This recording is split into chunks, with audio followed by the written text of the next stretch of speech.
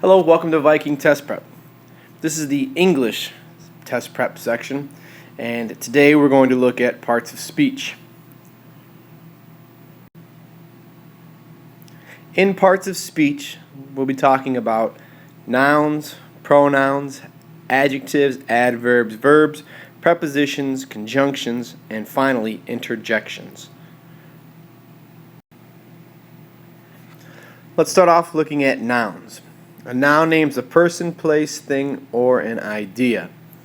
Here are some examples I have for you. A person, like architect, travelers, family, Mark's the name of a person. Place, like restaurant, island, wilderness, or Salt Lake City. Things are computers, sailboats, insects, even the Brooklyn Bridge is a thing. And then finally, the most complex type of noun is an idea. And those are points like education, beliefs, ambition, utopianism. Just a few examples. Without going into any much further, you have to remember that there are many types of nouns.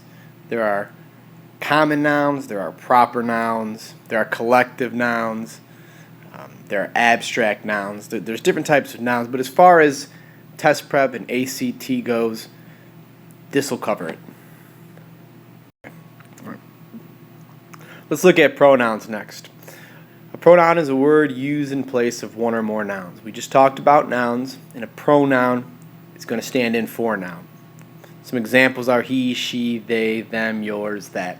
There's many of them. Remember, a word that a pronoun stands for is called the antecedent. It's an important term to remember as you take exams, whether it's the ACT or whatever the exam is you're taking.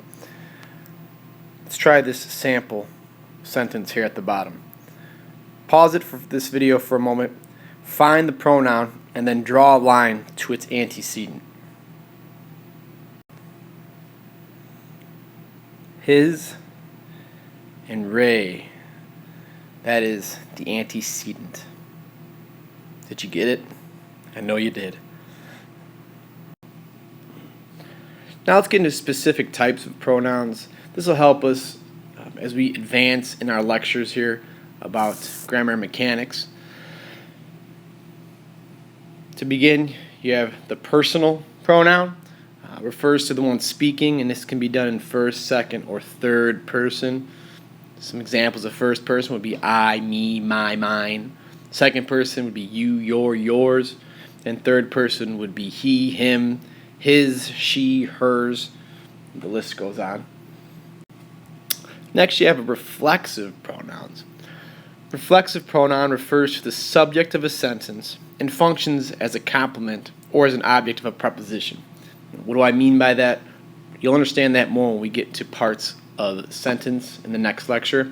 But just be able to pick out reflexive pronouns, and they look like this. Myself, yourself, himself, herself, themselves. Those are reflexive types of pronouns. Next are demonstrative pronouns. Demonstrative pronouns point out a specific person, place, thing, or idea. So, it points it out. This dog, that dog, these geese, those toes. Right? Those are all demonstrative. They kind of point things out. They demonstrate where they are. Interrogative pronouns. There's a word in there that you're probably familiar with. Interrogate. That word is at the beginning there, and that's really what it is. It introduces a question. When you interrogate somebody, you say, where were you? Who were you with? And that's what these types of pronouns do. Which, who, whom, whose, what. Those are those types of pronouns. A relative pronoun, again, is not that important at this point, but when we get to parts of a sentence, it's very important because a relative pronoun introduces an adjective clause. We'll talk about that when we get there. But again, just a few are that, which, who, whom. The most important thing right now is that you can recognize those words in a sentence. And when we get to the next lecture, we'll explain a little bit of how you can work with those in terms of parts of speech. And finally, you've got indefinite pronouns. These are probably your most complex pronouns, and they can be confusing in terms of grammar. And we will deal with these a lot more as we get through these lectures and get a little more advanced in grammar. But again, I want you to be able to recognize what those look like. And the list is pretty long, but a few are stated here. None, all, everyone, neither, nobody, something, some. An indefinite pronoun refers to a person, place, a thing, or an idea, like a noun, that may or may not be specifically named. So we'll talk about that more in the lectures to come. All right, next we're going to talk about adjectives. Adjectives modify a noun or pronoun. It says adjectives add information to a noun. It modifies a noun. The red sweater, the blue car, red and blue would be adjectives modifying those nouns. Don't confuse adjectives with nouns or pronouns, though. It can happen to the best of us. Take a moment, pause this video, underline the adjectives, and draw a line to the noun that they modify. Okay, let's see how you did. Which college did you attend? Which is the adjective, and it's modifying college. It's adding information to college. The big college, the small college. Which college? A little tricky there. What about the second example? Which did you attend? Where's the adjective? There is none. It's not there. Which in this sentence is really acting like a pronoun. It takes the place of a noun. Museum in this instance. That one's a little tricky. Finally, look at this third sentence. Send the business letter to me. Business modifying letter. What type of letter is it? Is it a long letter? Is it a short letter? It's a business letter. That's the adjective. All right, next we're going to talk about the verb. Now, a verb expresses an action or state of being. There are different types of verbs, and that's what we're going to talk about here for a moment. First off, you have action verbs. Action verbs express physical or mental activity, whereas a linking verb really connects the subject to a word in the predicate, and it describes the subject. And we'll deal a lot with linking verbs when we talk about parts of the sentence next lecture. Here are a couple sentences. Pause the video for a moment and try to identify which one is a linking verb and which one is an action verb. All right, let's check how you did. Armand tossed the rock. The verb in this sentence is tossed. Tossed. What did he toss? The rock. Tossed the rock. This is an action verb. He became a master artist. He became a master artist. What's the verb? The verb is became, and it's a linking verb because he became a master artist. It's linking the subject to the verb. He and master artist are one and the same, so it's a linking verb. Next, we have helping verbs or auxiliary verbs, and really what that is that when you're dealing with verb phrases. And what a verb phrase is it consists of at least one main verb and one or more helping verbs. So, if you look at these two sentences, John should not have been given the opportunity to go. What do you think the verb phrase is here? Go ahead and pause the video and underline. To put it simple here, really, it should not have been given. That would be your verb phrase. And what's your main verb? Well, given.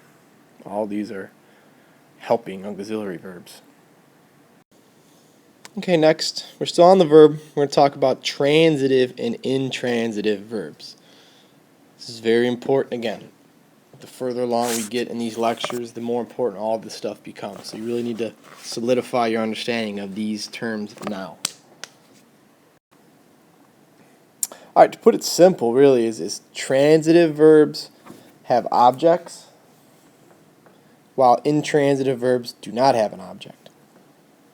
If you look at these sentences, for the transitive verb, Mark writes fiction. He writes. What's he write? Fiction. intransitives do not have a verb. The parents smiled at the child. The parents smiled. Parents smiled. What it comes down to is intransitive verbs can stop there. The parent smiled. Now, that's a complete sentence. If you were to stop after the verb when it's a transitive, Mark writes. This would be a sentence fragment because it needs an object to exist. So some verbs need objects. And if you don't give the verb an object, you're going to be dealing with sentence fragments. We'll talk about that more when we get to clauses, but it's an important point to remember. Transitive versus intransitive verbs. All right, next we're going to talk about the adverb. Adverbs are pretty simple. It modifies a verb, adjective, or another adverb. The word add, a verb, adds to the verb. Remember, an adverb is going to tell us how, when, where, to what extent, how much, or how long, really. So that's what we're dealing with when we're dealing with adverbs. Look at these two sentences here. Pause the video and identify the adverbs in each sentence. Okay, let's look at the first sentence. LBJ performed exceptionally this year. What's the adverb? Exceptionally, correct. Here, the adverb is modifying a verb. It's adding information to how he performed. The next sentence, Mr. Bolt can run extremely fast. Extremely is the adverb, and is modifying fast. So here is unique. The adverb is actually modifying another adverb, fast. It is telling to what extent. We move on here to the preposition. Preposition shows the relationship of a noun or pronoun called the object of the preposition. We'll talk much more about that when we get to phrases, to another word. So again, the relationship of a noun or pronoun to another word.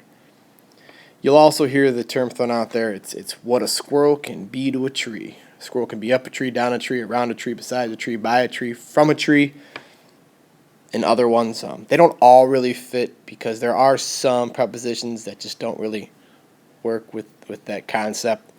I don't know how a squirrel can be except a tree, but still it's a pretty good point to remember. Look at these two sentences here and pause the video and identify the prepositions in each sentence. All right. First sentence, I live in a van by the river. By is the preposition. Next sentence, beneath the sea I saw a mermaid. Well, what are we dealing with here? Beneath. We'll get into more objects of the prepositions next lecture, but just since we're here, by what? By the river, this is the object of the preposition. Beneath the sea is the object of the preposition. So we'll talk about that more in lectures to come, but make sure you can identify prepositions. Very, very important. Next, we're on to the conjunction. I would sing the song right now, but I don't want you to turn the video off. But I know you've heard the song, conjunction, junction, what's your function? That's what we're dealing with here. A conjunction joins words or groups of words. And there are really three types of conjunctions. There are coordinating conjunctions, there's correlative conjunctions, and there's subordinating conjunctions. And they're each unique, and both of them really come into play, again, when we get into parts of a sentence. So let's first talk about the coordinating conjunction. Coordinating conjunction are the famous fanboys. I know you've heard about those before. It's my favorite group growing up. No, it's not really. Fanboys stand for, and, nor, but, or, yet, and so. Those are the words that you stick in between two clauses to create a complete sentence. If you look at these examples here, we're going to look at I won the match and beat the best. Here we have coordinating conjunction. It really makes these two clauses link up. Next, Mark spoke at the convention, but he still lost the election. Again, connects these two to make them complete. You'll notice that there's a comma in this one and not a comma in that one, and that's why it's important to be able to identify coordinated conjunctions, because when we get into comma rules, very important. We'll hold that until we get there. All right, next, correlative conjunctions, and those are a pair of conjunctions that join words or word groups that are used in the same way. So if you look at these two examples here, either you get the doctor or I will. You know you've seen this before, either or. Next, we bought not only the chips for the party, but also the dip. Not only, but also. So again, they're groups of words that come together to create complete sentences. Finally, subordinating conjunctions begins a subordinate clause. That's really what they do, and we're going to talk more about that next lecture, but you need to be able to identify those words, and there's many of them, but here are a couple examples: after, before, during, while, since, and those subordinate clauses. And again, we'll talk about that in future lecture, but be able to identify them, these words. So again, we have coordinating conjunctions, correlative conjunctions, and subordinating conjunctions. Next, we're on to the interjection, the final part of speech we'll talk about today. It expresses an emotion and has no grammatical relation to the rest of the sentence. They're pretty easy to spot. If you look at these examples here. Holy cow, interjection. Look at the kid with the sombrero. Or, ouch, that hurts. Again, ouch is the interjection. Well, interjection, I do believe that we have a problem here. Now, the interjection isn't always at the beginning. It can be in the middle or the end of a sentence, but be able to identify when you see that emotional expression and that doesn't fit grammatically into the sentence. That's when we're talking about interjections. All right, in review, today we talked about the parts of speech, and we discussed the noun, the pronoun, the adjective, the adverb, the verb, the preposition, the conjunction, and the interjection. Some of this may seem a little remedial for you, and that's fine. It's very important to have a strong foundation in parts of speech before you can move on to anything else grammatically speaking. Next, as a final review, please go to the worksheet that is attached to this lecture and complete it. Be sure to use this lecture as a reference if you need to as you work through that worksheet. That's what it's here for. Also, be sure to check your answers.